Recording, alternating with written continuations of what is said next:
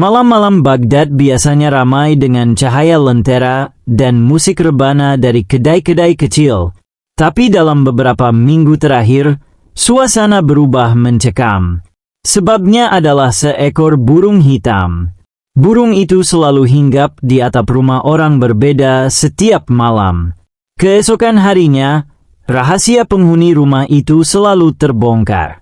Di rumah saudagar kaya, tiba-tiba orang ramai membicarakan emas yang disembunyikan di bawah lantainya. Di rumah seorang hakim, tersebar kabar bahwa ia sering menerima suap. Bahkan di rumah seorang janda, orang-orang tahu ia diam-diam menjual perhiasan peninggalan suaminya. Rakyat Baghdad menjadi ketakutan. Mereka menutup pintu rapat-rapat, tapi tetap was-was. Bagaimana kalau malam ini burung itu hinggap di rumahku? Kabar itu sampai ke telinga Khalifah. Ia gelisah karena jika dibiarkan, rakyat akan panik dan fitnah bisa menghancurkan ketentraman kota. Maka ia memanggil orang yang selalu bisa membongkar misteri dengan cara jenaka, Abu Nawas. Khalifah berkata, "Wahai Abu Nawas, pecahkan misteri burung ini. Jangan sampai rakyatku hidup dalam ketakutan." Tapi hati-hati, banyak yang percaya burung ini utusan jin. Abu Nawas menatap langit-langit, lalu menjawab santai, "Tuanku, jika benar burung ini utusan jin, maka jin pun terlalu sibuk jadi tukang gosip." Semua yang hadir tertawa. Malam itu, Abu Nawas pergi ke pasar dan pura-pura menjual burung itu dalam sangkar. Ia berteriak lantang, "Wahai rakyat Baghdad, siapa yang ingin burung ini hinggap di rumahnya? Ia bisa membongkar semua rahasiamu." Orang-orang langsung mundur ketakutan. Tak seorang pun berani membeli. Abu Nawas tertawa kecil. "Lihatlah, bukan burung ini yang menakutkan, melainkan rahasia yang kalian simpan sendiri." Khalifah mengadakan sidang terbuka, menghadirkan ulama, filsuf Yunani, dan beberapa menteri. Burung hitam itu juga dibawa dalam sangkar. "Ulama, ini jelas jin yang menyamar jadi burung. Al-Quran menyebut jin bisa menyesatkan manusia." Filsuf Yunani, "Tidak, ini hanyalah burung biasa. Pikiran manusia sendirilah yang menafsirkan kemunculannya. Kalian panik, lalu membocorkan rahasiamu sendiri." Menteri, "Tuanku, lebih baik burung ini dibunuh saja, agar fitnah berhenti." Abu Nawas yang sejak tadi diam, tiba-tiba tertawa keras. "Wahai tuanku, kalau membunuh burung bisa menghentikan gosip, maka seharusnya Baghdad sudah sunyi sejak lama. Padahal, lidah manusia jauh lebih tajam daripada paruh seekor burung." Semua terdiam, lalu sebagian besar tertawa menahan malu. Abu Nawas lalu melakukan percobaan konyol. Menyuruh kucing duduk di sangkar kucing. Burung tetap diam. Abu Nawas berkata, "Lihatlah, burung ini hanya membocorkan rahasia manusia, bukan hewan. Rupanya hewan lebih pandai menjaga rahasia daripada manusia." Membawa seorang menteri duduk di depan burung. Burung itu tiba-tiba berkicau keras, seolah-olah marah. Abu Nawas pura-pura menerjemahkan. Burung ini bilang, menteri ini sering tidur saat rapat. Semua orang tertawa keras. Menteri itu wajahnya merah padam suatu malam. Abu Nawas diam-diam mengikuti burung itu. Ia mendapati burung itu sebenarnya dilepas oleh seorang pengintai licik. Pengintai itu bekerja sama dengan pelayan-pelayan rumah orang kaya. Dari gosip para pelayan, ia tahu rahasia keluarga tuannya. Lalu ia melepaskan burung itu ke atap rumah tersebut. Keesokan harinya, rakyat yang melihat burung itu jadi panik. Lalu mereka sendiri yang tanpa sadar membocorkan rahasia karena ketakutan. Rakyat Baghdad mengira masalah selesai setelah pengintai dihukum.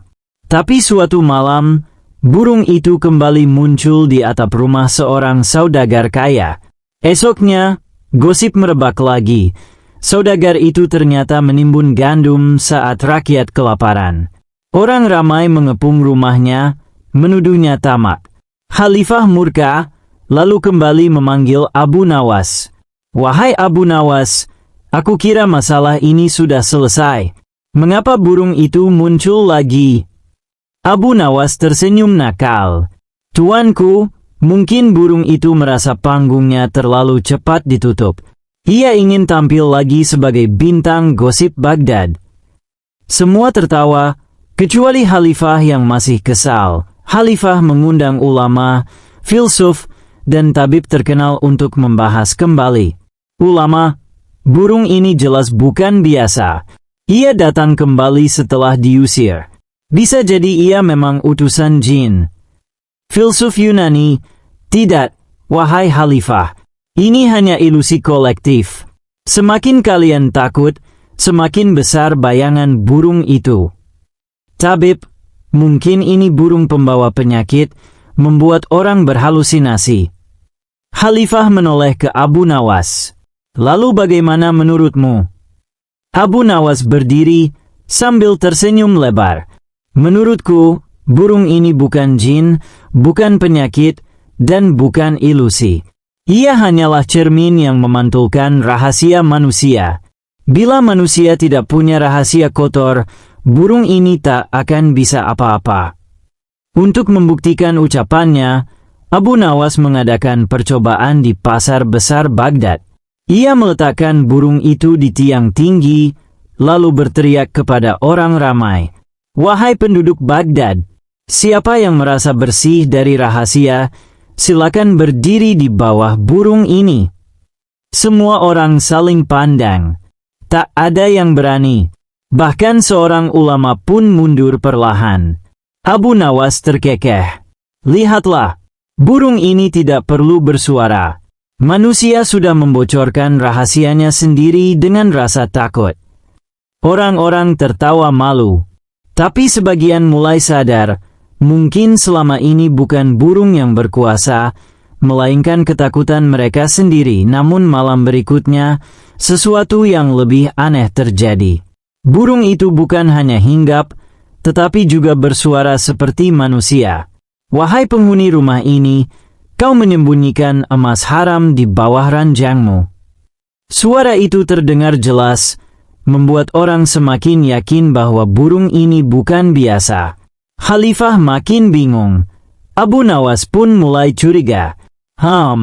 Burung ini bukan sekadar burung. Ada tangan manusia yang bermain di balik suaranya." Abu Nawas lalu memasang perangkap. Ia menaruh burung itu di alun-alun, lalu berpura-pura tidur di bawahnya. Tengah malam, ia mendengar bisikan samar dari kejauhan. Ia segera meloncat, lalu menangkap seorang lelaki yang bersembunyi dengan pipa panjang.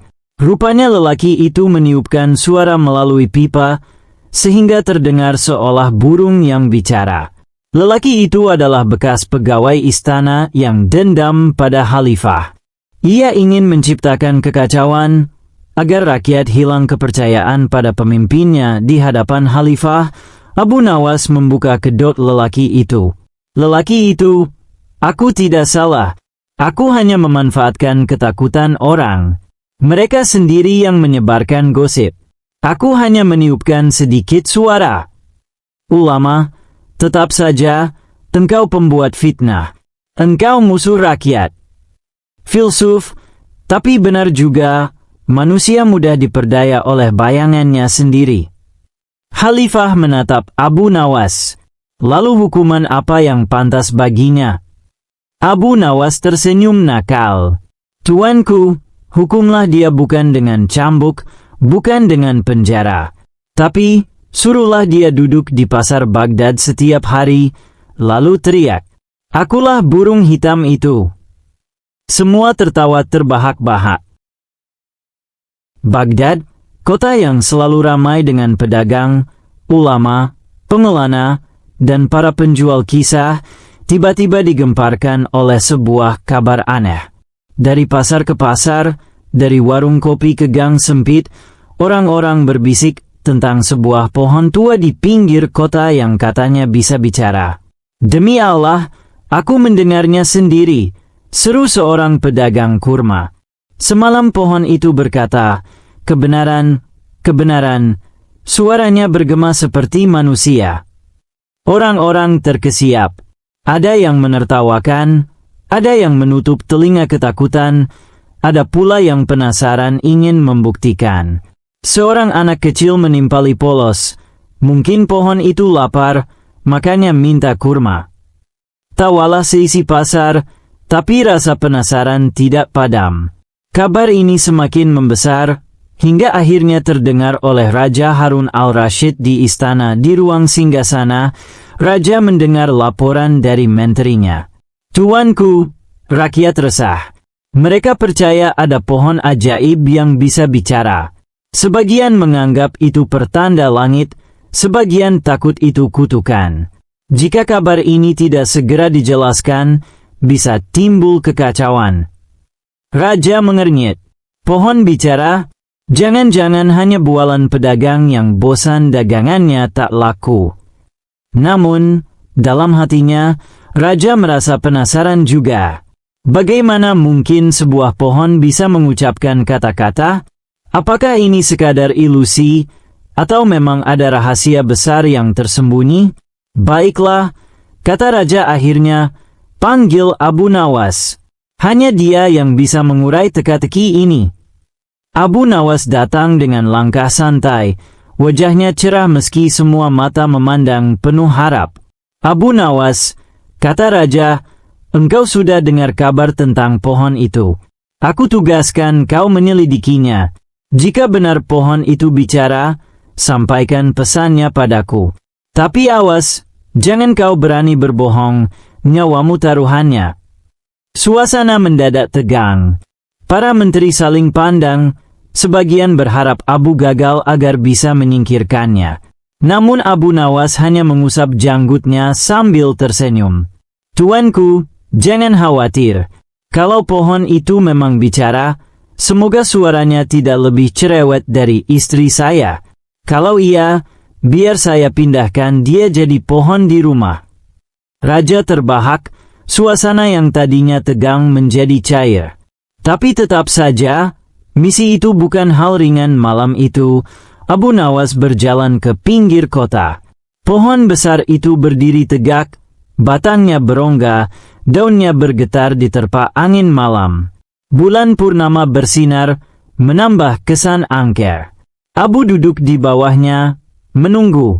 Mula-mula hening, hanya suara jangkrik. Tiba-tiba, terdengar bisikan samar.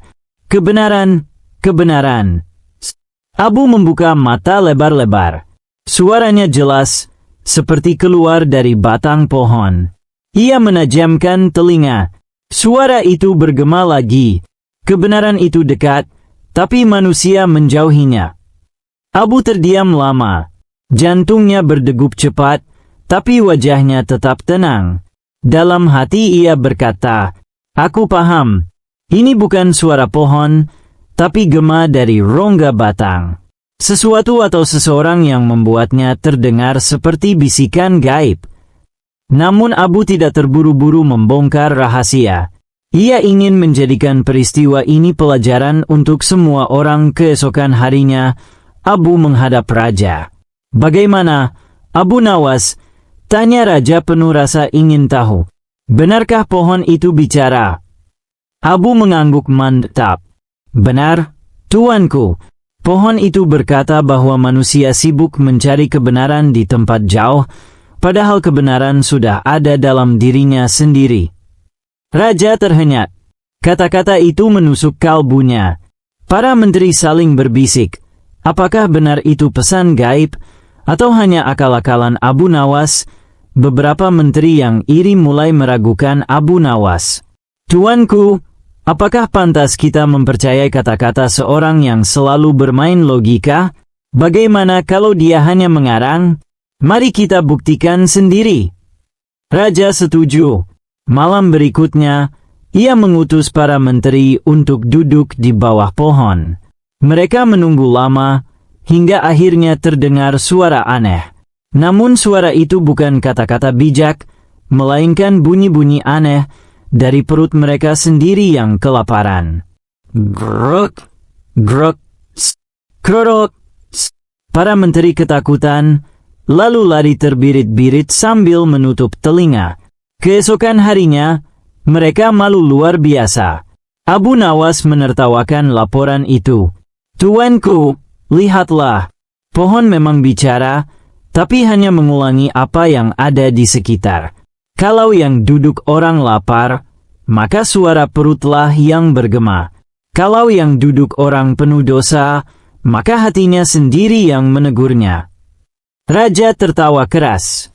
Jadi, sebenarnya pohon itu hanya cermin dari diri manusia. Abu mengangguk. Benar, tuanku.